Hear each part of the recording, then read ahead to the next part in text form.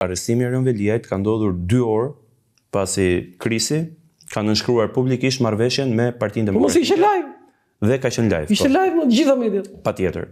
Dhe e gjithë vëmendja e publikut u zhvendos, u hoq nga ai lajm që ishte krye lajm, u zhvendos ka arresti i kryebashkiakut.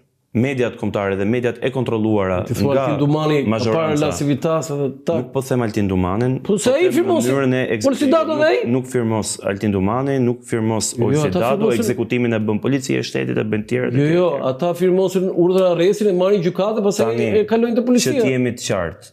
Ajo çka ka ndodhur atë ditë sigurisht sfumoi, e lanë hije krye lajmin që strategu i fushatës më të madhe në historinë politike botërore, i rikthimit më të pamundshëm presidentit Trump në detyrë, nënshkroi me Partinë Demokratike. Pra zgjodhi në të gjithë forcat politike në botë që garojnë, pas zgjedhjeve dhe pas marrjes pushtetit nga Trumpi në Amerikë, zgjodhi të vijë dhe bashkëpunojë me Partinë Demokratike të Shqipërisë.